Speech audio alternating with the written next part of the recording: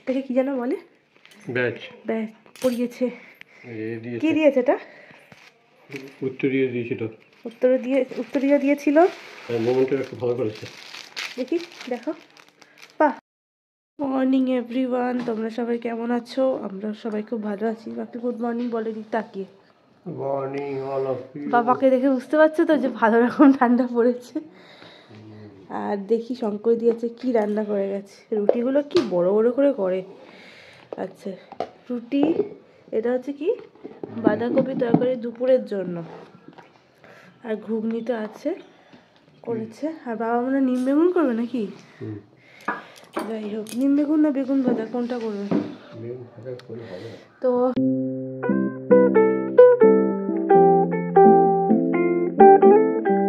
এখন 9:15 বাজে। আর হচ্ছে এই বেগুন দিয়ে আমি আজকে রান্না করবো হচ্ছে পার্শে মাছ। চলো আজ পার্শে মাছের একটা রেসিপি শেয়ার করতে করতে ব্লগটাও শুরু করি।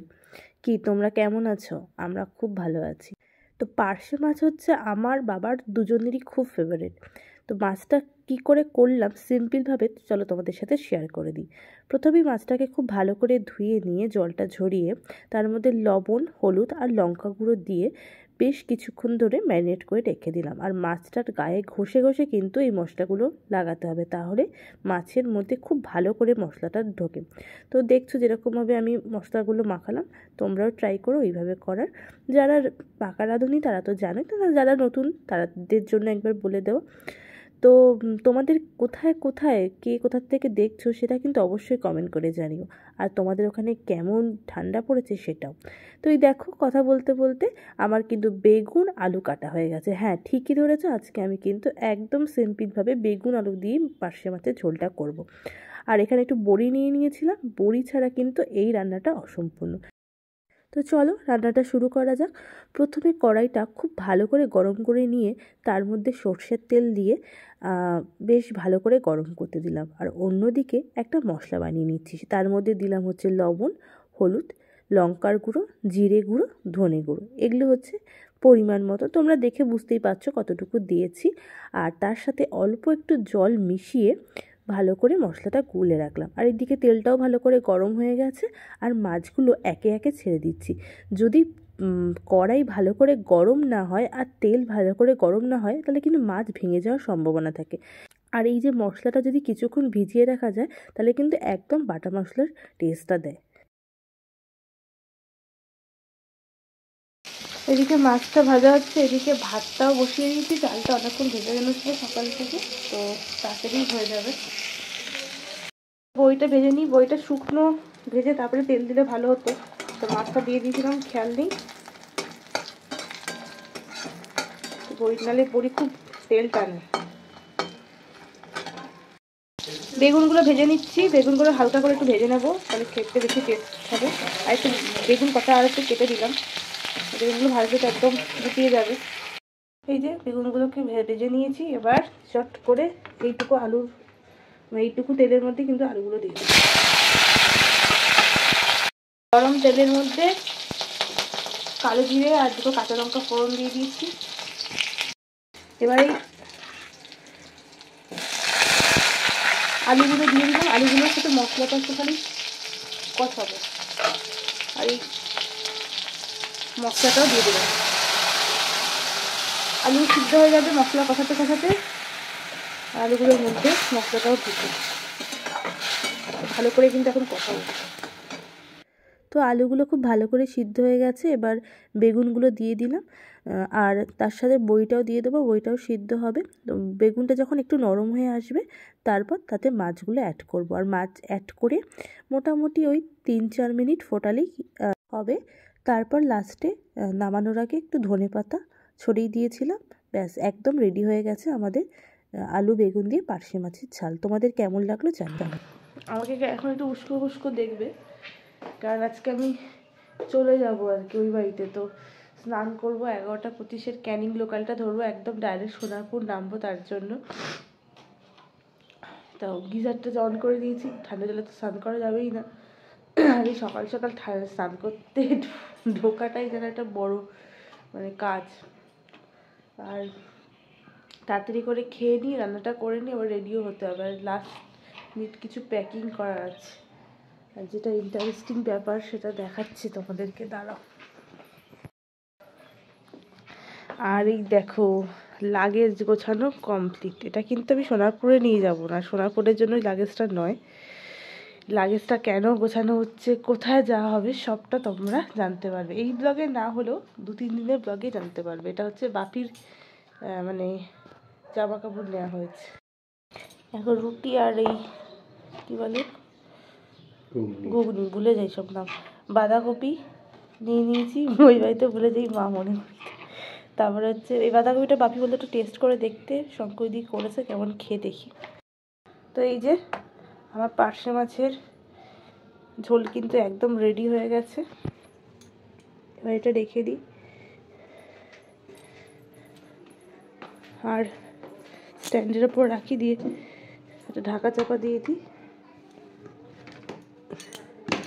আর ঘড়ির কাঁটা হচ্ছে পুরোপুরি 10টা। আর এখানে দেখো একটুখানি মেসি টাইপের হয়ে গেছে, তো আর কটা বাসন আছে, বাসনগুলো মেজে এটা একটু পরিষ্কার করে নিই, তারপরে স্নান করতে ঢুকে যাবো। তো এই যে আমি একদম রেডি হয়ে গেছি, এখন 11টা বাজতে 5 মিনিট বাকি, বেরিয়ে যাব। কারণ জ্যাম ট্যাম পড়তে পারে, একটু আগে গিয়ে বসে থাকাই ভালো। 11টা 21 ট্রেন। আর এই যে আমার ব্যাগ, বাপিকে প্রণাম করবো, মাকে প্রণাম করবো, ঠাকুর প্রণাম করবো, ব্যাস বেরিয়ে যাব। তো একদম দেখা হচ্ছে সোনারপুরে গিয়ে। আবার বাপির সাথে নেক্সট উইকে দেখা হবে, সেটা কবে সেটা তোমরা আস্তে আস্তে জানতে পারবে, ঠিক আছে? তো চলো দেখি বাপি কী করছে। বাপি চলে এসো।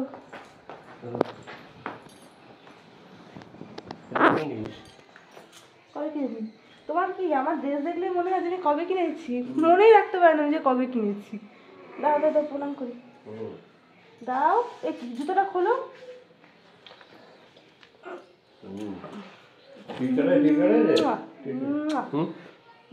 কাটা হয়ে গেছে। আর এই যে তোমাদের কাকিমা, জেঠিমা,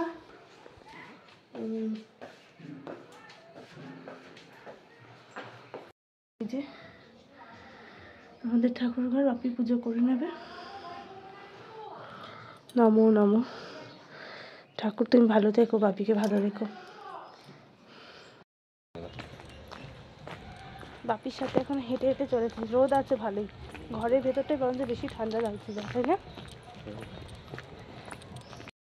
এই সোনারপুরে এসে পৌঁছালাম, এখন পুরোপুরি 2টো বাজে। 8 ঘন্টা লেট করেছে ট্রেনটা।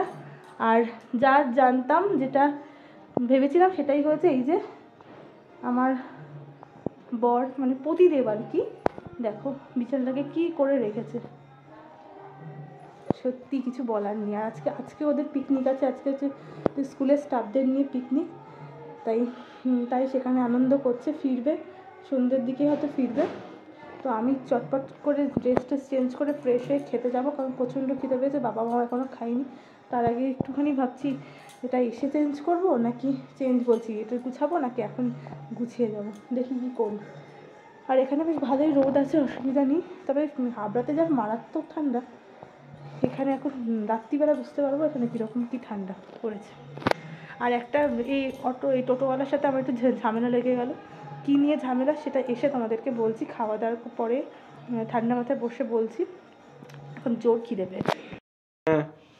দেখি এই যে বাচ্চা যে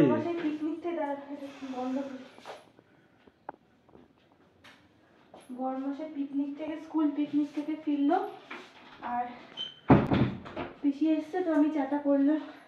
এই দেখো। তুমি চা করেছো? ইয়েস। কষ্ট হয়নি চা করতে? তুমি তাহলে একটু চা করে খেয়ে গেছো। আচ্ছা আমি চা। এই দেখো আমার নতুন কাপ, আমার যা দিয়েছে আমাকে, বাহ, ছোট ছোট গিফট, আমার খুব ভালো লাগে। আর কালারটা দেখো, সবুজ নিয়ন গ্রিন। আর চাটা দেখো উপরে, ও বউ করেছে, বউয়ের হাতের চা বিশাল ব্যাপার। এখন চা খেয়ে নিই। আর তখন তোমাদেরকে বলছিলাম না টোটোওয়ালার সাথে লেগেছিল মানে কি হয়েছে, আমাদের বাড়ি পর্যন্ত স্টেশন থেকে ভাড়া হচ্ছে 17 টাকা, ঠিক আছে? এবার আমি প্রথম থেকে সেটাই জানি, কিন্তু রাত্রি 9টার পরে আসলে সেটা মনে হয় 20 টাকা, না গো? 20 টাকা ভাড়া। তো আমি মানে আর কুকুরগুলো থাকে তার প্রচণ্ড খিদে পেয়ে গেছিলো, তাদের তাড়াতাড়ি করে ফিরবে বলে আমি পুরো বাড়ির সামনেই নেমেছি। এবার 20 টাকা ওকে দিয়েছি, দেওয়ার পরে বলছে 20 টাকায় তো ভাড়া। আমি তো 17 টাকা ভাড়া আমি জানি। বলছে না 20 টাকা ভাড়া, সাইনবোর্ডে লেখা আছে আপনি দেখেননি? আমি বলছি তাই, কবে থেকে লেখা আছে সাইনবোর্ডে, একটু ডেটটা বলুন তো কোথায় লেখা আছে।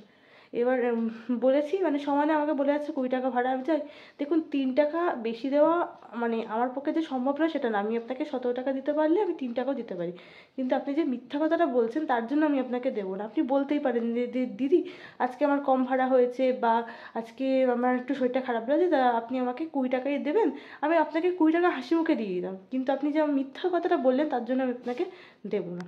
তো ওকে ফোন করেছিলাম, সুদীপকেও তখন পিকনিকে ছিল, তো ও বললো, আমি আবার উনি এমন করে বলছে আমি আবার ভাবছি যে আমি হয়তো ভুল বলছি। তো যাই হোক আলটিমেটলি আমাকে 3 টাকা ফেরত দিয়ে তারপরে গেছে। তো এটাই আর কি, কেন মিথ্যে কথা কেন বলবো, আমার এটাই পছন্দ না। তোমরা বলো আমি কি ভুল বলেছি? এই যে ভুল বলেছি আমি? বউ ভুল বলতে পারে না, এই সমস্ত ফালতু কথাগুলো বলো না। ও হলে তো 3 টাকা কেন 5 টাকায় বেশি দিয়ে দিত, কিন্তু আমার কথা হচ্ছে যেটা ন্যায্য মানে ভাড়া সেটাই তো দেবে নাকি। তুমি ফালতু কথা বলো কেন, যেটা সত্যি সেটা বলবে। ওই বউয়ের কথা, এটা আবার কী ধরনের কথাবার্তা? ওকে সব বোঝে। যাই হোক, টাটা, এখন খেয়ে নি সন্ধেবেলা চাটা। এই যে বাবা চলে এসছে, এই দেখো আবার একটা থেকে কি যেন বলে ব্যাচ ব্যাচ পড়িয়েছে। দিয়েছে কি দিয়েছে এটা? উত্তরীয় দিয়েছিল, উত্তরীয় দিয়েছিল। মোমেন্টটা একটু ভালো করেছে, দেখি দেখো, বাহ দারুণ হয়েছে তো। কেমন এনজয় করলে বলো? খুব ভালো। আর ওর মধ্যে কি আছে? এর মধ্যে বইটা আছে, দেখি কি কি দিল পুরোটা দেখাও। বই? কিসের বই এটা? আচ্ছা আচ্ছা, বাবা এই স্কুলে পড়তো, দেখো গভর্নমেন্ট বেসিক কাম মাল্টিপারপাস স্কুল বানিপুর। এটা আবার কি? কার্ড ছিল, কুপন ছিল। ওই যে জলটাও দিয়েছে। মোমেন্টটা ভালো করেছে বেশ। এবার বলো দেখি কি কি খাওয়ালে। বসো আগে, বসো এখানে, বসো। প্রথমে গেলাম, এখানে বসো বসো। কেউ আসেনি, তা আমি পলি বানু অশোকদা সব গেলাম, মনোজ দেবশঙ্কররা গেলাম মেলা মাঠে, চাটা খেলাম। তারপরে বলছে আমি দিয়ে দিচ্ছি, তা তুই আমাদের বাণীপুরে এসেছিস যখন গেস্ট, আমি দিয়ে দিচ্ছি। কি কি খেলে বলো, ওখানে কি কি মেনু ছিল? ভাত, ডাল, আচ্ছা ক্যামেরার দিকে দেখো। তারপর হচ্ছে তো আলু চিপস, হ্যাঁ, মাংস, চিকেন, চিকেন চিকেন চাটনি, পাঁপড়, ব্যাস। এই হাতে আবার ইয়েও পরিয়েছে, এটা কি দিয়ে তৈরি একটা বেশ, এটা দেখো, এটা কি বলে সব ভুলে যাচ্ছি, রাখি পরিয়েছে। তো ভালো এনজয় হলো তাহলে। এটাকে সুন্দর এই সাজিয়ে রাখতে পারবে। অনেকের সাথে দেখা হলো, অনেকের সাথে দেখা হলো, সব স্কুল লাইফের কথা মনে পড়ছিল। আর আমার বিরিয়ানিটাও আমি হেভি খেয়েছি বাড়িতে বসে, বুঝলে? সবটা খেয়েছিলে তো? হ্যাঁ সব খেয়েছি। ভালো লেগেছিল খেতে পেরে। ভালো করেছিল, বেশ একটু জুসি জুসি করেছিল, একদম শুকনো থাকলে খাওয়া যায় না। আর আমি যেহেতু বলে দিয়েছিলাম লেগ পিস দিতে, তাই লেগ পিস দিয়েছিল, শুধু কাঁচা লঙ্কাটা দেয়নি। মানে কাঁচা লঙ্কার কি দাম বেড়েছে বাপি? তাহলে দেয়নি কেন? কিন্তু এই ভালো করেছে। বিরিয়ানি কিং থেকে? হ্যাঁ বিরিয়ানি কিং থেকে। 110 টাকা সস্তায়। হ্যাঁ অফারে পেয়েছিলাম 110 টাকা, কত যেন ছিল 200 কত টাকা ছিল, 50% অফে পেয়েছি। তো এই যে আবার এক ফ্রেমে দুজন, অনেক দিন পর। হ্যাঁ অনেক দিন পর। ওখানে 8 দিন মতো ছিলাম, আগের বুধবার গেছিলাম আর আজকে বৃহস্পতিবার ফিরলাম। তো সে তো বউকে ছেড়ে ভালোই ছিল, বুঝতেই পারছো মুখ চোখ দেখে। আর ভালো ছিলাম না, দুঃখে ছিলাম। হ্যাঁ হ্যাঁ, সে তো জনগণ বুঝতেই পারছে। আর তুমি ক্যামেরার দিকে তাকিয়ে কথা না বলে তুমি নিজের দিকে তাকিয়ে কথা বলো। আমি ক্যামেরার দিকে তাকিয়ে কথা বলছি না, যখন তুমি ওই ইয়েটা দিয়েছিল, ও যেটা এখনো ছাড়া হয়নি, দেখবে ওটাতে নিজের দিকে তাকিয়ে কথা বললে হবে না, তাই না? তো এখন 10টা মতো বাজে, 10টা বাজেনি তাও, আমাদের ডিনার করা কমপ্লিট হয়ে গেছে, ঠিক আছে। তাড়াতাড়ি ডিনার হয়ে গেছে, আর এই টাইমেই ডিনারটা করাটা উচিত, সেটা উনি বোঝে না মাঝে মাঝে। তো আমি বলেছি যে তুমি এবার লেট করে ফিরলে আমি খেয়ে নেবো। শীতের বেলা। আর তো ওই বাপি ফোন করছিল বলে কথাটা কেটে গেল, বাপিকে ফোন করব আর ভিডিওটাও শেষ করব। তোমার পিকনিক কেমন কাটলো আজকে? খুব ভালো কেটেছে, খুব মজা করেছে, এসে গল্প করছিল আমাকে। তো যাই হোক, আমার বাবারও পিকনিক ছিল, তোমাদেরকে বললাম। তো বাবারও পিকনিক খুব ভালো কেটেছিল, আর কত কিছু পেয়েছিল তোমাদের সাথে শেয়ারও করেছি, এই ব্লগেই তোমরা দেখতে পারবে। ভিডিওটা তবে আজকে এখানেই শেষ করছি, পরের দিন দেখা হচ্ছে অন্য একটা ভিডিওর সাথে। আর ততক্ষণ অবধি তোমরা সবাই খুব ভালো থেকো, আনন্দে সুস্থ থেকো। থেকো, আনন্দে থেকো। টাটা, গুড আর নাইট। আমাদের ব্লগগুলো আরও ইন্টারেস্টিং হতে চলেছে, কারণ তোমাদের সকালবেলায় দেখালাম লাগেজ গোছানো হচ্ছে, কিন্তু কোথায় যাওয়া হচ্ছে সেটা এখন এই ব্লগে বলবো না, সেটা একটু সাসপেন্স থাকুক, তাই না? একদম একদম। এমন হাইফাই জায়গা কিছুই নয়, কিন্তু আমরা একটু কোয়ালিটি টাইম স্পেন্ড করতে যাব। কে কে যাব, কোথায় যাব, সেটা তোমরা পরের ব্লগে কি তার পরের ব্লগে জানতে পারবে। তো চলো, আজকের মতো tata, good tata, night, love you all. Good night.